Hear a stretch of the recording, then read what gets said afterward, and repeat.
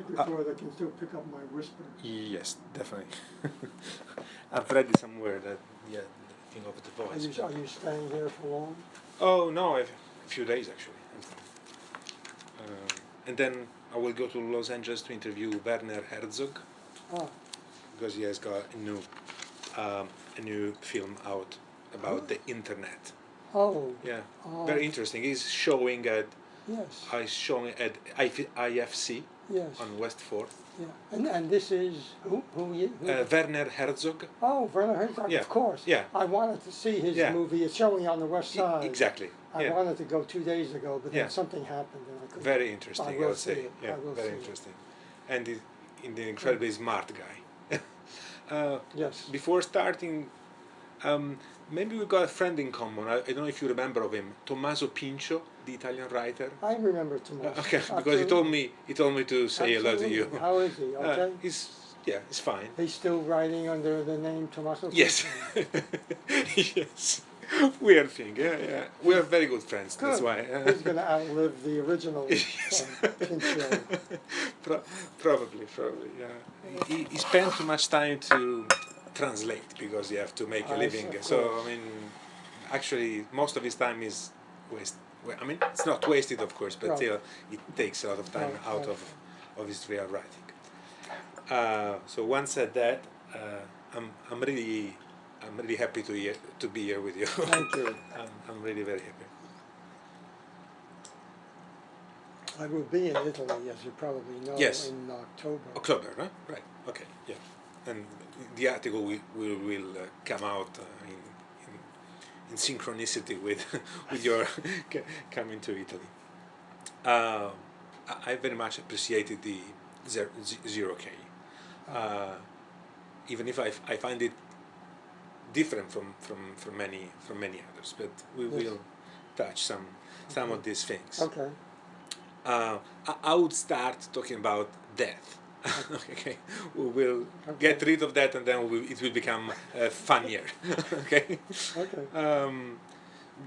At a certain point, Jack Gladney used to say all plots tend to move towards deathward, and also in White Noise, Babette used to control fear of death, taking Dylar and stuff like that.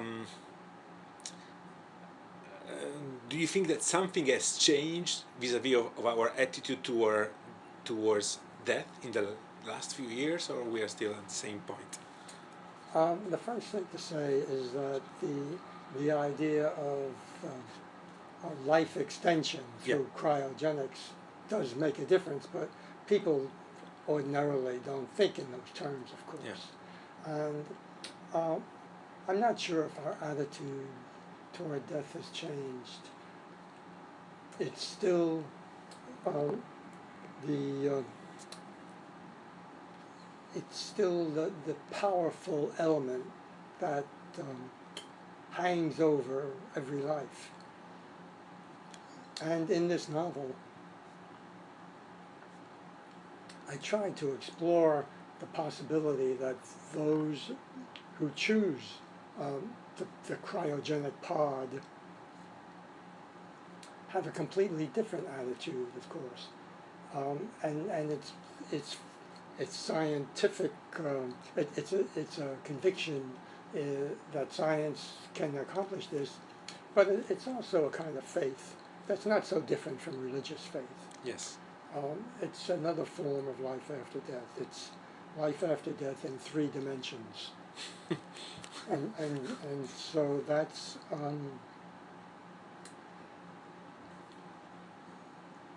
the implied contrast. I don't remember if there's much conversation between the characters on this point. I guess Jeff's father, Ross Lockhart, thinks about these matters to some extent, but his motive is not primarily life extension. His motive is to join with Artis, the woman he loves. This is his principal motive, as I see it. If Artis did not exist, I don't think that Ross would at all be interested in pursuing this kind of life extension. I don't remember exactly where I got so many articles about this that you said that I mean it's very romantic and it's very romantic for you, I would say, you know, Yes. to put this man who Yes. doesn't need to go in the 0K unit Yes. and does it only to be with his lover, with his wife actually. Without artists, he simply finds no strong reason to live.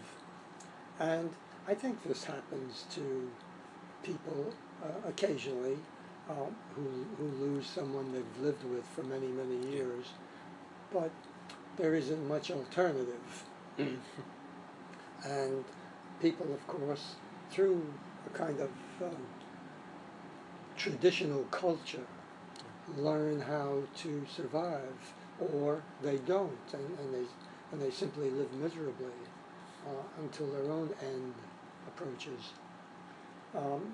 Ross is a man of action, and he simply did not want to spend 20 or 30 years without the woman he loves. Of course, if he'd been a little less impulsive, perhaps he would have adjusted. And the fact is, he was less impulsive. He wanted to do it almost immediately, a year later. Instead, he waited a little longer.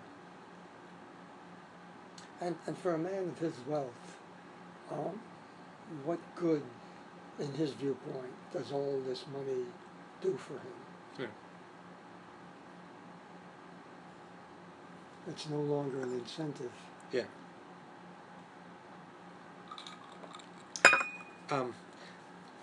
A couple of years ago, I've interviewed Zygmunt Bauman, the sociologist, and we talked at length about death, how to cope with the idea of death, how to cope with the idea of mortality.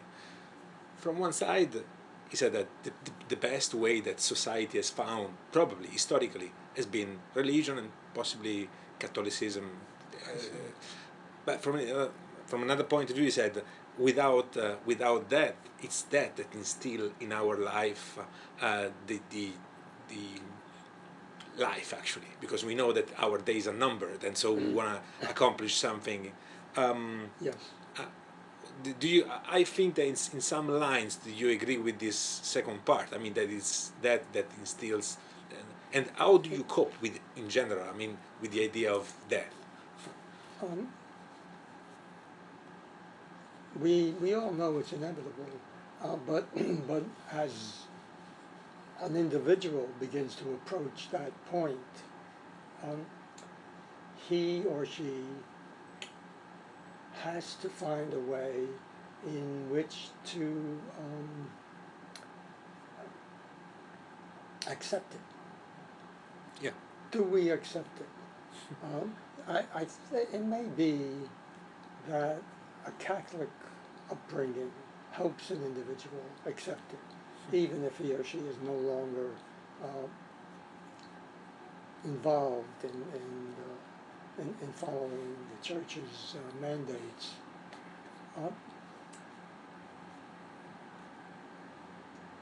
It may also, and this is just my own private view, it may be that Europeans, Southern Europeans, have a more open attitude toward dying.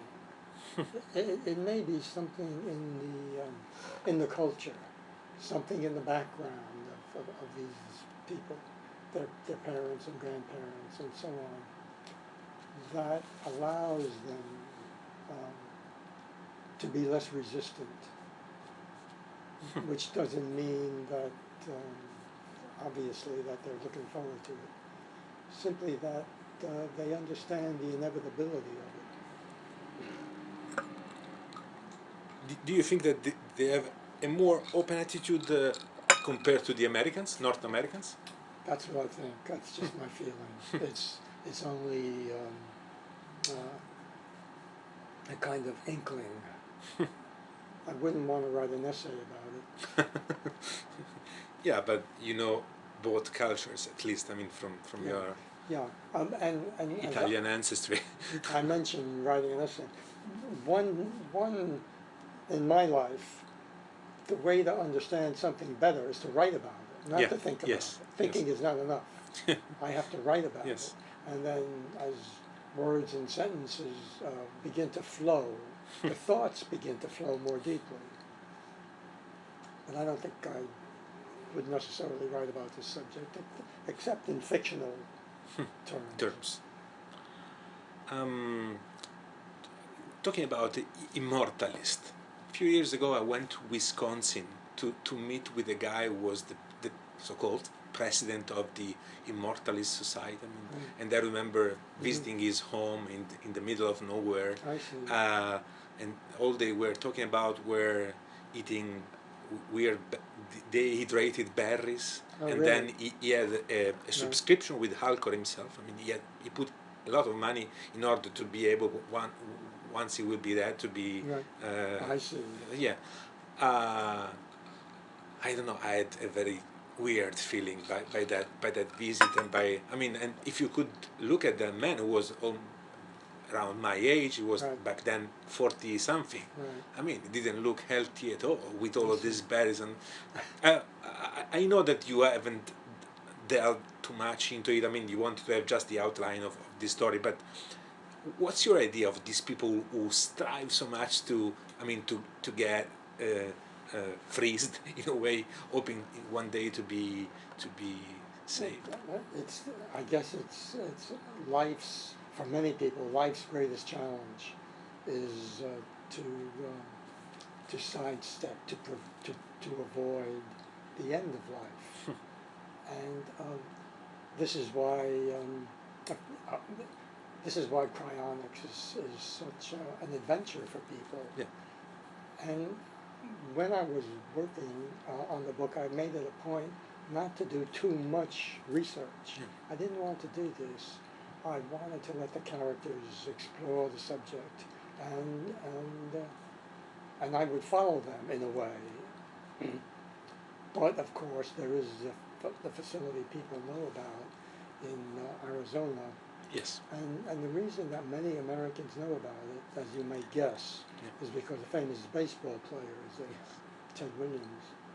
And when this happened, when it was reported that he went there, it's the first instance that a lot of us had that there was such a facility. And it seemed odd somehow for an athlete to be one of the people who pursues the idea. I'm not sure exactly why, but it did. It seemed incongruous, particularly for an athlete like Ted Williams, who was such an active, argumentative individual.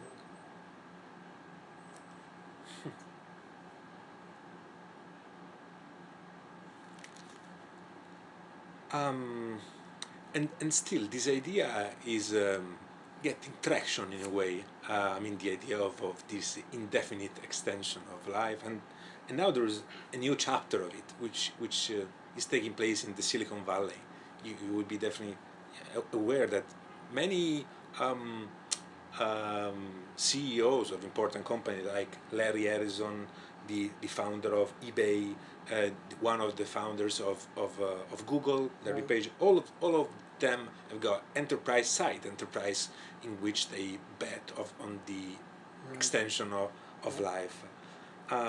The Norwegian has got also some term for describing these ideas of very rich men, stormandsgalskap, which means that they used that term to define the effort of Henry Ford back in the days when he took his a boat and went to Europe to stop the First World War. What are they doing in the practical sense? Are they actually investing? Investing money, cryonics? not in cryonics, but Larry Page, one of the founder of Google, is investing in a company which is called Calico, which invests on kind of food that could extend life, or pharmaceuticals that could invest life, and most of them are exploring nutraceuticals. I mean, supplements and stuff that could prolong life. Right. According to you, this kind of messianism through philanthropy, I mean, how do you judge their effort? Futile, bold, Übermenschig? I think it's an outcome of enormous wealth. I think they become convinced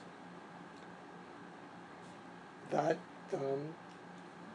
that they have the means to prolong life as an ultimate destination, an ultimate goal. Because what good is wealth beyond a certain point if you're going to die in 3 days anyway? It does seem inevitable, and I'm sure that other methods have probably already developed, aside from cryonics. I'm not sure what they would be, but I think this will continue. A culture, I guess, a culture at a certain point, and I think it's true of America today, seems to have no particular goal. We're in a semi-passive state, subject in a curious psychological way to terrorism that's happening in other parts of the world, as well as the criminal acts that take place here on a less widespread basis. Yeah.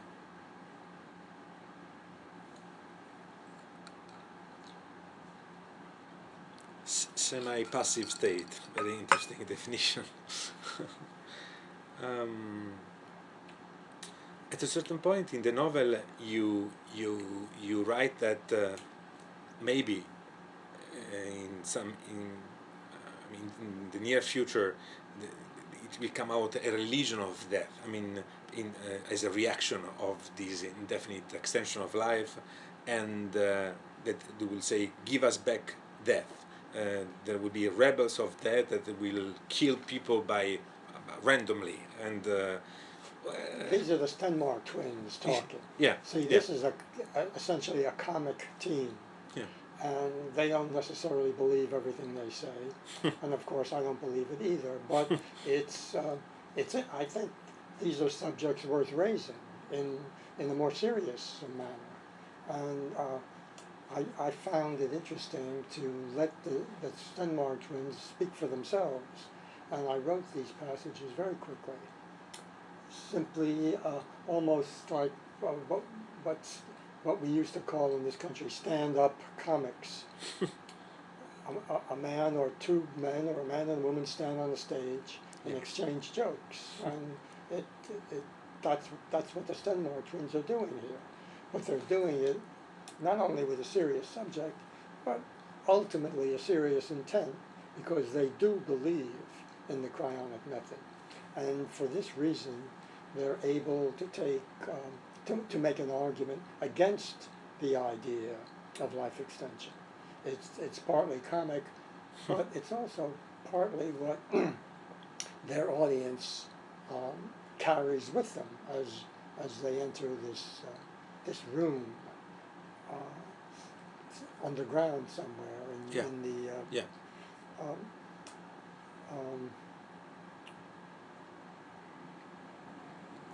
I don't know if those ideas would have surfaced under other circumstances.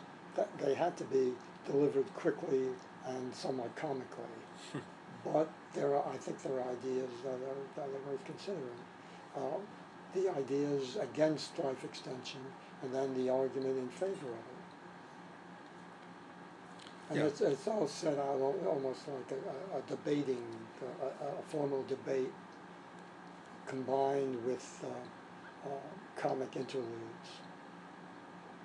Yeah, after all, I mean, it goes back to the things we were saying before, that maybe it's that in a way that make us living human beings. I mean, which give us meaning which in a give way. us meaning, Yeah, make give us us meaning. accomplish things. Yeah, yeah, yeah, It's that force, that ultimate force. yeah. And I think that you write it somewhere that it also responsible. I mean, the idea of that is it's also responsible for a lot of cultural production. Right. If we produce Right. art, for instance, Right. it's probably because we know that our days are numbered. Right. I'm looking for it. I thought there was a quote here. Someone in the book says, "We are born without choosing to be. Should we have to die in the same manner? Isn't it a human glory to refuse to accept a certain fate?" Well, it's very human to do what these individuals are advocating. Yeah. We're creatures of choice, Yes. and this is a test we feel obliged to make, I guess, or to take. And now let's talk a little bit about technology, because I mean this novel, I mean technology has got an important role. From in many ways you write that touch screen storm that makes one an involuntary man. And then you talk about the personalizing effect of tech, of the fact that it's become a fetish in a way, personal technology, or you define it a force of nature we're not capable of controlling, the technology, or then again, tech as a drug fetish. Yeah, every button excites neural excitation. Yeah, yeah. Mm-hmm. And still, it's a technology that promise to overcome our mortality. What is your I mean, yeah, that would be the ultimate aim of technology, yeah, and um, and and on the other side of the argument, the ultimate aim would be mass destruction. And of course, we know that we have the technology to do this, and we've already tested it yeah, many years ago. yeah, Uh, Here's what I think, and maybe I've said this before, whatever technology is capable of doing becomes um, what we have to do. And my question concerning ultimate destruction is if the countries that possess nuclear weapons were not able to test these weapons, would their use become inevitable by other means in warfare? Would these weapons have been used when there are serious disputes between nations that possess the weapons? The fact that a nation can test its nuclear weapon is a disincentive, I believe, to using it in actual warfare. Once you create it, you have to see it in action.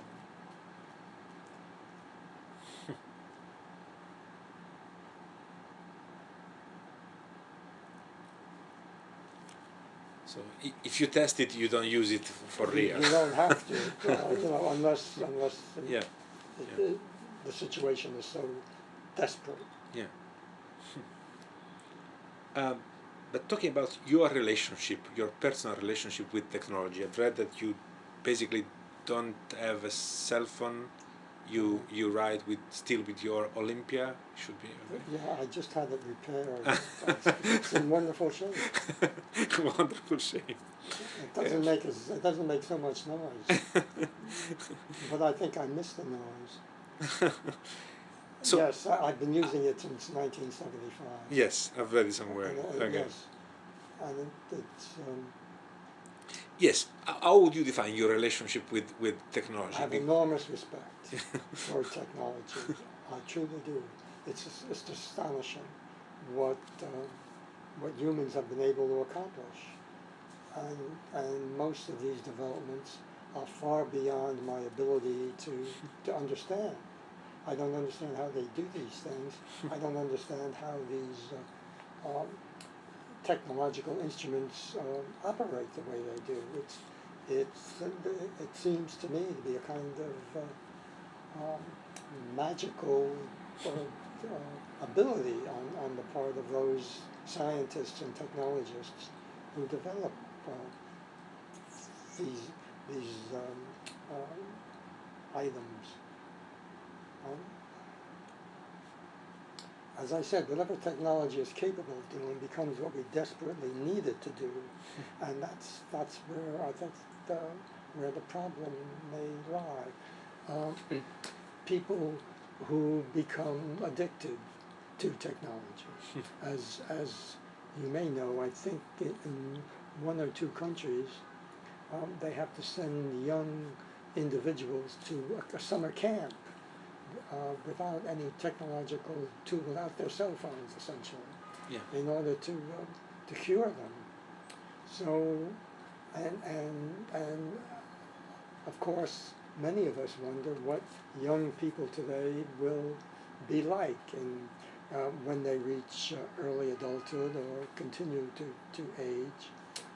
How different will they be from what we are accustomed to seeing and hearing and perceiving? And what will this mean for the world? Better or worse? Yeah. I do have an iPad. Yes. And I look up things. For your research, basically. Yes, exactly. Yeah, limited to the research. Exactly. Nothing else. Or if I can't think of the title of a movie. Okay. Enter Reference. the director's name. Yeah. Okay. Okay. That's the exception you do. Talking about conceptual art, I mean, because Convergence, in a way, seems like a conceptual art project, cold, brainy. Do you see it like that? And then all those video installations on the wall. What does that mean? That only art can make us really immortal in a way? You mean the video installation? You mean toward the end of the novel? Yes, I mean not installation. The scenes, yes, sorry. The scenes yes. of disaster. Or disasters, sorry. The scenes of disaster. That's what I was well, that's a mysterious element in the novel, and I made it a point not to explain it. And the mystery, essentially, well, there are two mysteries. One is that we're seeing things that happen in the world these days, I think, at least in part as a result of climate change, but they're presented a bit more drastically, a bit more radically in these screenings at the Convergence.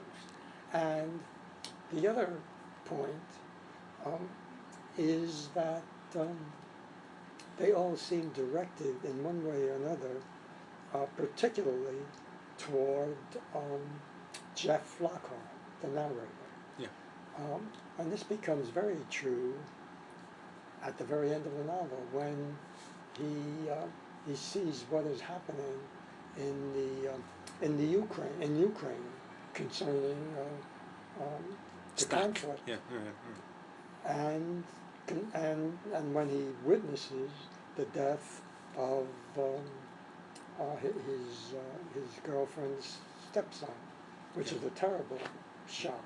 And there it is, and he has to imagine that there are other people in the Convergence on other floors seeing the same thing.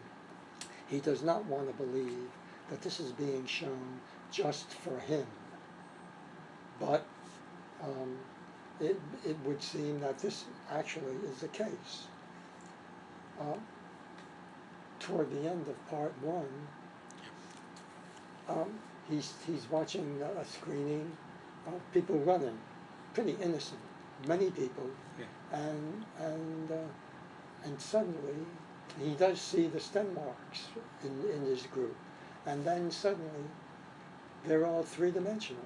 They're running along the corridor. They're not on the screen anymore. How did this happen? Why is it happening?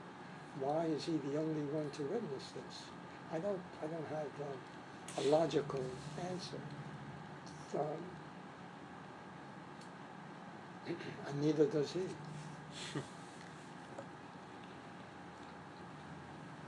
Um, let's talk 1 second about marriage and so on, because in a couple of passages, um, I think is Ross who talks about his first wife, Yes. the wife he doesn't want to talk about. Yes. I mean, Madeline, yeah, yes. Madeline. I mean, Yes. it's a constant struggle between Jeff and his father because Exactly. the, Jeff is very much attached to his mother, Right.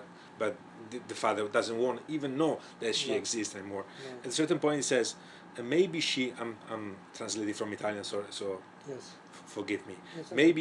Maybe she stabbed me because she hated my shirt, or maybe she stabbed me because to get revenge of my shirt. There are things that happen inside the marriage. And then in another passage of the book, you say there is another great definition of this lady. I think it's still Madeline, who has made some grocery shopping, and she arranged that with forensic care. I mean, this put these things together very very carefully, Yes, yes. and there are some other passages that paint in a way the family life as a nightmare, which is I think of course I know nothing about your personal life, but I think it's the opposite that happened to you because you are married for a long time. Yeah. I mean, No, I mean, family life is a nightmare only when Ross is part of the family. yes. And after he leaves, Jeff and his mother get along very well. Yeah. And when she's rearranging knives and forks and spoons Yes. in the kitchen drawer, Yeah. this is not meant as any kind of negative Uh-huh. perception of her. It's simply what she does. Okay. It's simply part of who she is. Okay. And but of course the marriage was nightmarish, and of course if this were a different kind of novel, Ross would tell Jeff what Magdalene had done to mess up the marriage. Yeah, we don't know We don't anything. know that. We don't know that. No. I mean, it's a big mystery. Which That's right. yeah, That's right. we don't know. That's for another book by another writer, not me.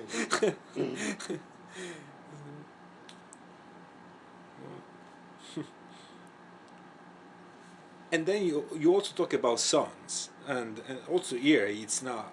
I mean, it's not a great idea that it doesn't give you envy of generating when you say that it's Jeff who talks now. What did I do? I was mumbling. I was walking with my feet.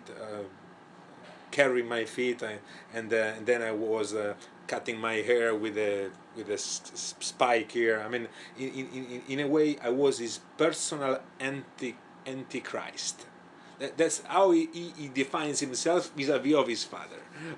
Yes, exactly. It's a very dark. It's a very dark definition of father and son relationship. Yeah, and he was an unruly kid, and he Yeah. was in rebellion, and he perhaps caused to a large extent by his father, and but I think it would have happened to some extent anyway.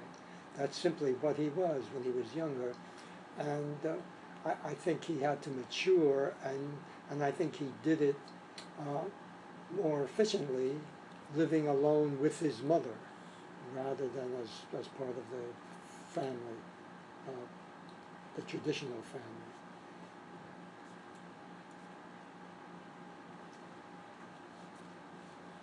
So you don't have this very pessimistic idea of all father and sons No, not at all. relationship. Still talking about Jeff. There's another thing which is this weird definition of the jobs he does or he Yes. wants to do. I mean, oh, what does that mean? This weird qualification. In which labor society are we entering? I mean, it's a very hazy society. I think again, he is acting in contrast to his father. Yeah. he wants jobs that are undefinable, and he chooses jobs whose titles uh, are completely unmemorable. Yes. You can't remember No, them no. from one minute to the next. And so he sits at a desk looking at his desktop computer, Yeah. and I'm not sure what he's doing, but there are, I think there are millions of people who have jobs not so different from that. Yeah. And that's what he wants. He wants an element of anonymity in that part of his life.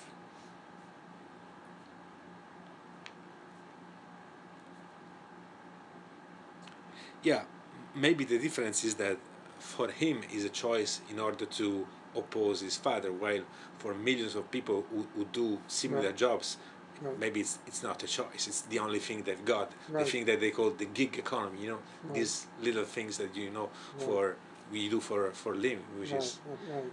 this is terrible. In a last thing about Jeffrey, I mean, he's got an obsession with words, with weird words, Mhm. no? Bessarabian, Oh. penetralia, and other.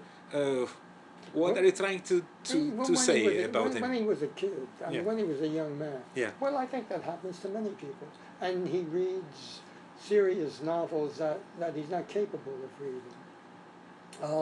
At one point, who is he reading?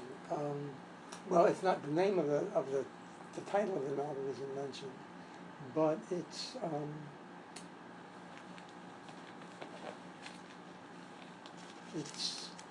it'll come to me. Autodafé is Autodafé. Okay. yeah, Okay. autodafé. Yes. And who's he's Canetti. Canetti. Canetti, yeah, Yeah. Elias Yeah. Canetti. Yeah. Yes. Yeah. Exactly. That's the one. Yeah. And of course it's not mentioned, but I think he quotes a phrase from the book. That's all, and that's what he's trying to read. He's a different kind of kid, and I guess he knows or knew that Canetti was a Nobel Prize winner. I'm not sure if that's mentioned, but I don't know why I chose that book. I think I did simply because of that phrase that is quoted in the novel that Jeff mentions. And of course, I don't remember what it is. It's something ordinary. I find it. Don't worry. Yeah.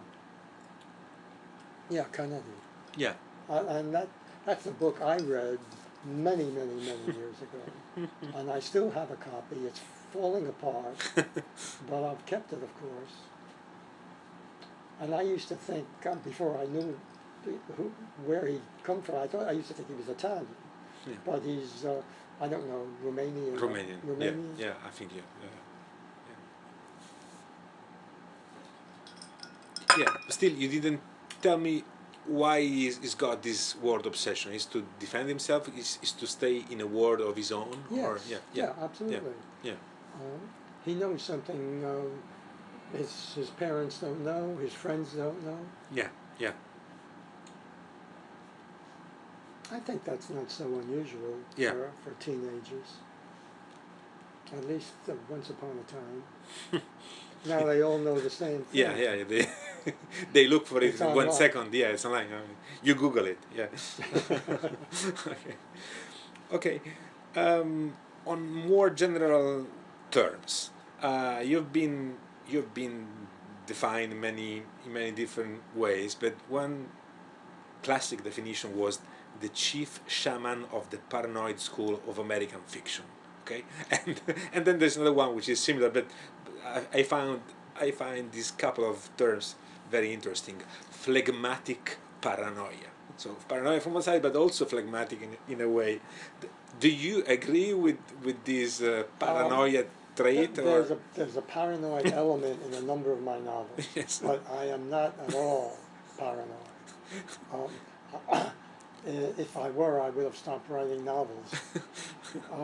It all began, in my view, in this country with the assassination of President Kennedy. After that, the culture became completely embedded in violence at all levels.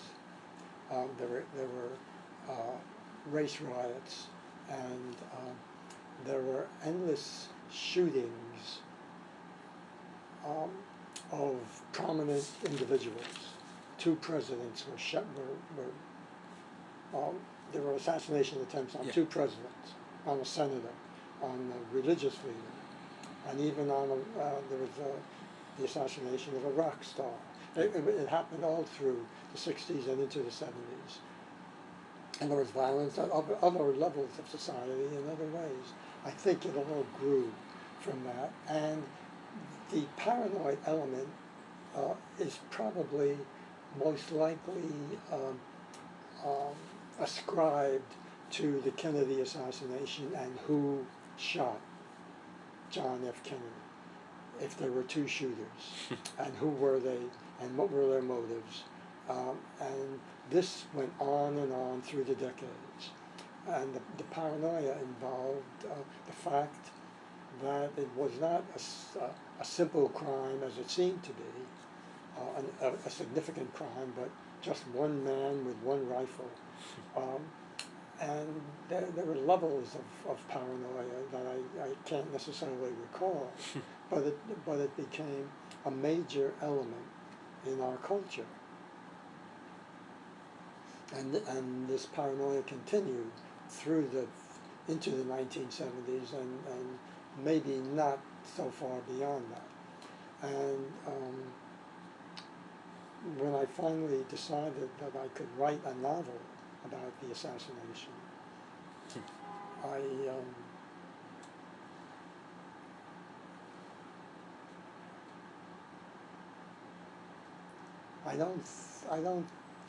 there was no way for me to use post-assassination elements of the culture, except through one character. He's a CIA historian, and he's writing in the future. But I did not want to make a big issue of paranoia, even though in the novel there is a second shooter. There is a second man firing one shot. Yeah. So it's the end of the innocence in a way. I mean, JFK being killed. Yeah. I mean, and the paranoia involved Russia, Cuba, Mexico, the pro-Castro Cubans, the anti-Castro Cubans, and so on. Yeah. This brings us to the state of the Union of America now in 2016 in a way. I mean, this paranoia thing. What is left of these paranoia things? Guns, black people killed, the Obama legacy. I mean, what's the state of the Union according to you in America in 2016? This is something I would rather not discuss. Okay. Any kind of length. It's not good. That's the state. There are levels of conflict, and people are pessimistic about the coming election. Yeah. Regardless of who is elected president. But that's enough.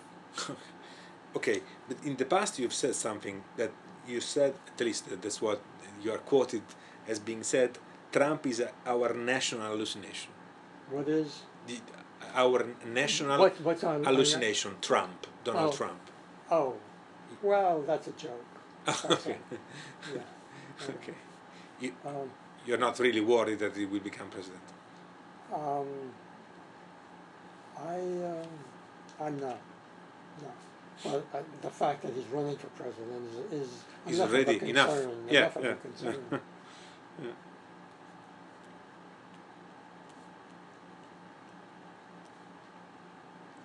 But according to you, and then I will leave the according to you, what does it say that a person like Trump, for all it embodies, has been taken seriously as a candidate? What does it say about America that a guy like him could run for president?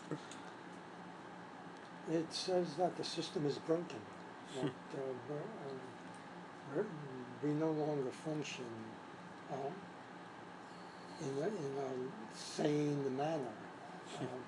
After all, the election of Barack Obama was a great moment in this country. Yeah. And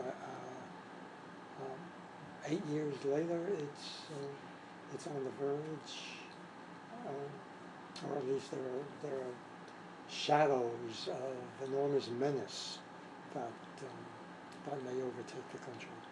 We'll just have to wait and see.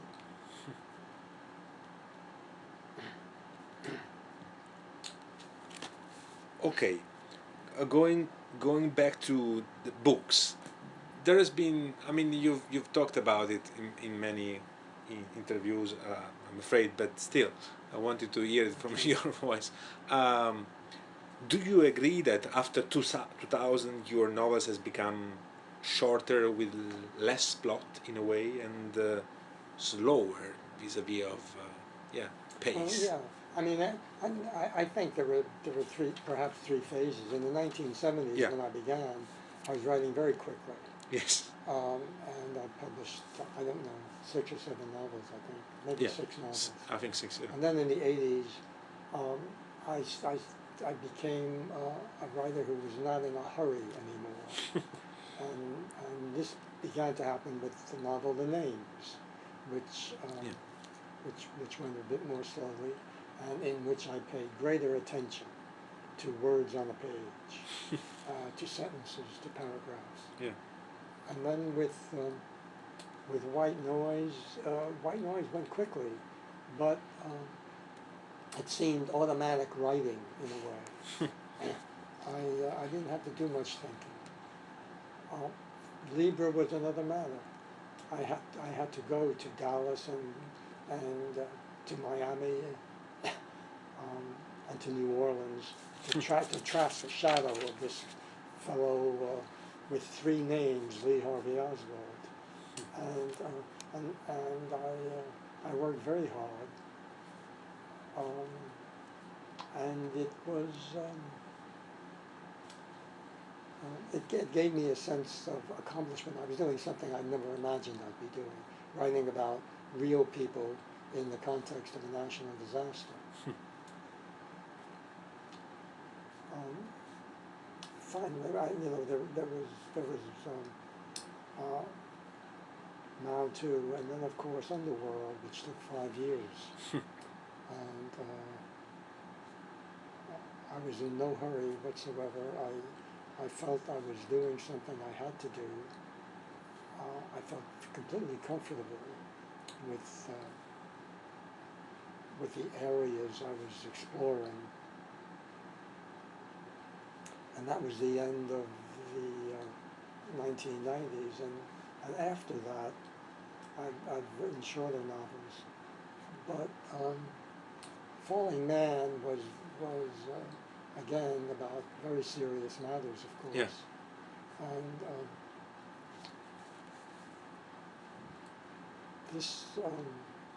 the current novel, Zero K, also, not in a specific sense, but also about very serious matters.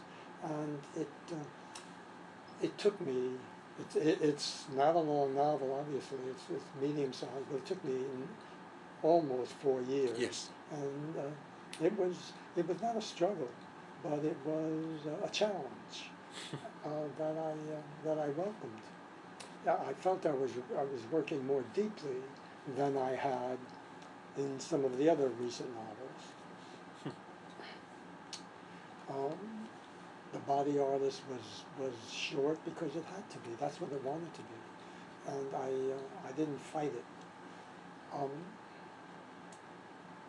Cosmopolis was a curious novel in that I decided to set a novel, almost all of it, in one of those white stretch limousines, and I knew that it would be just the car would travel across town. That was the whole novel. A car in one day going from the east side to the west side of Manhattan, and I concentrated on the sentences. The sentences are different, I think, than they are in other novels. There are no similes. Nothing is like anything else. It's all straight, somewhat concise prose. I don't think there are many long sentences, if I remember correctly. Yeah. And that was my plan. I never start with a plan concerning the writing itself. I let it simply happen. But in the case of Cosmopolis, I set out to do a certain kind of tense and concise narration. I see. Okay. I've been to the Early Ransom Center. Oh, you have? Yeah, yeah. I was there to do an article about David Foster Wallace, Oh. and then I've stumbled Right. into your archive as well. And then among other things, I've read some, because at that time I was writing about David Foster Wallace, so I focused more on him. And then I have found in one of his notes that he was getting crazy on why you had put I think a semicolon in Underworld. I mean, you can imagine 850 pages. I mean, so many moving pieces, and he was concentrating on the fact why did Don DeLillo put exactly that semicolon in that place. Okay. I don't know if I remember that. Right? Was that a letter? In a letter? In a letter, I think. In a letter. Yes, yes. So yeah, it was talking to you in a letter. Why did you put this? Okay. What did you share with him? What did you like in him? Well, I liked his work, of course. It started not with his first book, but his second, a collection of stories. And some of those stories were very impressive. And of course, I just kept reading. And he was extremely unpredictable and daring. He took chances. He was a writer embedded in risk-taking. And it's interesting that I could be wrong about this, but I think he had to die the way he did before he drew the audience that eventually began to respond to his work. Yes. 45 minutes. Okay. Thank you. We'll be done soon. Okay. Good. Thanks. Can we have 10 minutes? Okay. Okay. Thank you very much. Yeah, sorry. He had to die the way he did before he could. Before he could gain the audience's work deserved.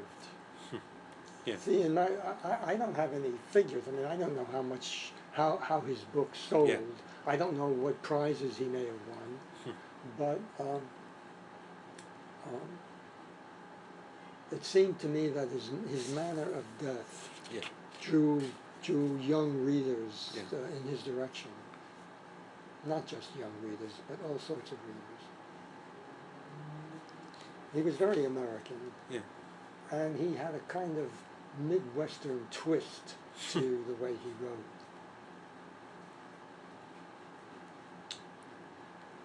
Yeah, but apart from this, if you had to say something that linked your work with him, there will be something, or I'm not sure. Yeah. I could find something. I guess it's possible to compare the two big novels, Underworld and his. What is it? Infinite Jest. Yeah, Infinite Jest. A quote from Shakespeare, I think. Yeah, quote from Shakespeare, exactly. Yes. That seemed unlike Wallace, the quote from Shakespeare. Yes, you're right. No, I don't know. I'm not sure what the connection. I have a tough time understanding why some people compare my work with somebody else. I just me too. don't see Me it. too. I just don't see it. Yeah. Still, many people do it. Yeah. Yeah. But and of course one of the tragedies is that we'll never know what else he might have written, how his work might have changed as he grew older.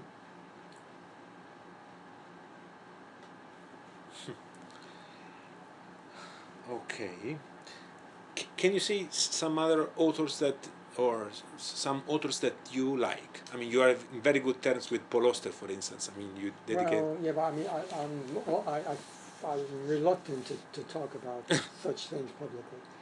What I do, I sit in a chair reading a newspaper, and what I see across the room are books on a certain part of the bookshelf at my eye level, and it just happens that they're European novels, and I have very warm memories of having read those novels when I was a young man, a young writer, and it's that kind of it's it's the past reading I did that that seems so important to me now.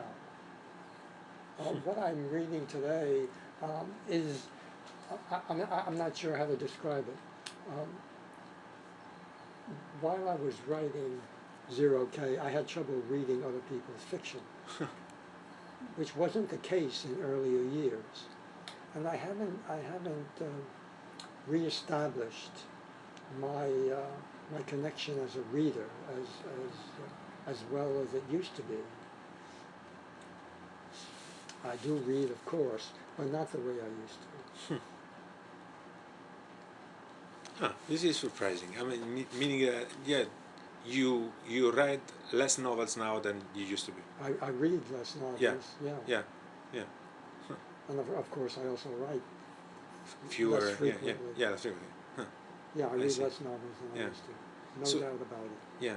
I know other fiction writers of a certain age who Yeah. have the same experience. No, but it's totally yeah. In fact, it's not so surprising. But you don't want to say not even one name of a young author that you like. That for some reason, for any reason that you find interesting. I'll think of somebody. There's a young writer named Joshua Ferris who's interesting. Joshua Ferris, yeah. Dana Spiotta. Dina Spiotta. I've heard many nice things about her. Yeah. And Rachel Kushner. Rachel Kushner has written 2 novels. I think she's on her working on her 3rd, and I believe she's at some facility in Italy where she can simply sit and work without great. distraction. Or maybe the American Academy in Rome. No, it's not Rome. Okay. I think it's in Tuscany, but Tuscany. I'm not absolutely sure. Okay, I'll check it out. Not Okay, Tuscany. great. No, it's not in Tuscany. Don't worry, I'll find out. Yeah. No, I mean, Yeah. don't track her down. Okay. Okay. Yeah, and I mean those are names that come to Okay. mind. Of course, there are others. Yeah. Yeah, because I mean you've been credited with having inspired so many people, Dave Eggers, Zadie Smith, and many others. Well, I don't know. it's wonderful for me to hear. It really is. I see. Okay, last few things. There's a passage in the book that I really have very much appreciated, but I would ask you to elaborate a little more if you can. At a certain point you describe this very common situation right now of being or spending eternities at the airport, standing shoeless in long lines, and we forget, and it's the things that we forget about that tell us who we are. Can you elaborate more about? I know the feeling, but it's the things that it's the things we forget about that tell us who we are. This is Jeff Lockhart. Yeah. And this is what he sees. This is what he feels. This is what he remembers. And it's true that taking an ordinary flight from New York to Pittsburgh involves all sorts of complications. It's not only at the airport, it's before you get there and after you arrive. And the strangest part, and the part that has historical meaning, in my view, is when you pass through security. Yeah. And in this country, remove the belt, remove the shoes, place things on the tray. put things in under the X-ray machine, and so forth. And what does this stem from? Well, it stems from the events of September 11th, 2001. Yeah. And so implied in this routine activity is a terrible disaster, and one of the terrible, one of the force of history is behind all this. And then we tend, of course, to forget it when we're finished doing it. We're aboard the plane, we're seated, and it's all gone. All that, the nuisance that people complain about, the enormously long lines in some instances that you have to stand at the end of. That's on the one hand, it's crazy. On the other hand, it's totally forgettable. Yeah, yeah. And that's what Jeff is talking about. It's what he notices. Okay, last two things, very quick. One is not in your novel, doing some research about you. I've read that in 50 years your grandma didn't learn any English. This is true. Okay, she kept speaking Italian. And, That's true. according to current standards, she wasn't someone who would integrate. I mean, looking at Europe from afar, but knowing Europe quite well, what do you think of the European attitude vis-a-vis of immigrants? You know, there is a great polemics, especially about Muslim Of and course. Very difficult situation, terrible. I think, you know, this is too grand, too terrible, too much for me to comment on spontaneously. I don't know what to say except that it's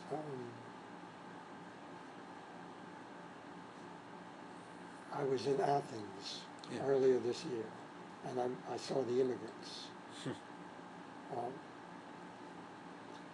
There was a row of men, all men, perhaps 50 men in lines of 5 lines of 10 men each, roughly, and each man held a sign in English saying, "Help us." This is the living instance of the current situation. And it was heartbreaking.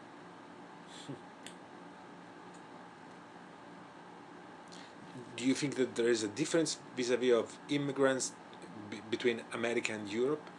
For what you can say? You mean immigrants to America? Yeah. 80 or 90 years ago, or 100 years ago, or you mean now? Now, I mean the way that America incorporates migrants from all over the world. It seems that America is more capable of integrating people. Yeah, but we're not integrating people who are fleeing death and destruction. Yeah. Okay. Very last thing. This is the last question. The first time I came to New York, it was back in 1987.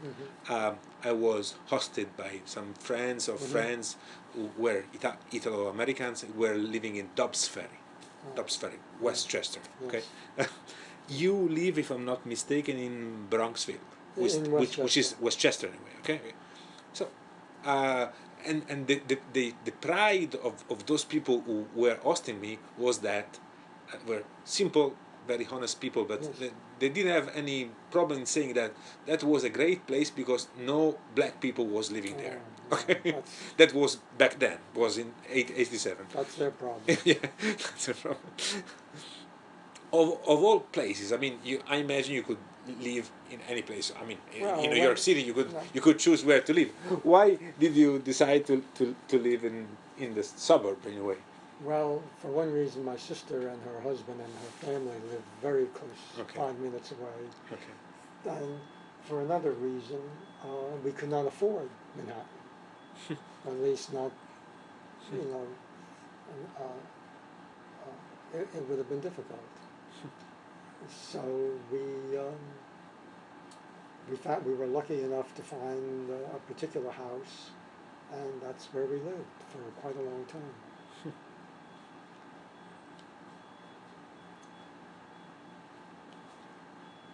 And do you commute often to the city? I did, Yeah. and that's where I got my reading done. I read on the train. See, I don't have that anymore. Maybe that's why I'm not reading as much as I used to. So do you take the Amtrak train and? No, well, it's the, what's it called? The, no, not Amtrak. I think it was called the Metro Line or that. Ah, It has Metro a new Line. name. It has a Oh, new Hudson name. Metro Line. No, no, yeah, Ah, it's the Harlem division of the, okay. whatever it's called. But It's it's 1 hour ride. half an hour, Half an hour. 35 minutes. Okay, not bad at all. Yeah. Yes, but that was back then that you couldn't afford living in Manhattan. I imagine that now you could Well, afford to. Yeah, but that's not something That's too late. I don't Yeah. want to discuss that. Okay. That's private. Okay. It's private. Okay, okay, that's totally fine.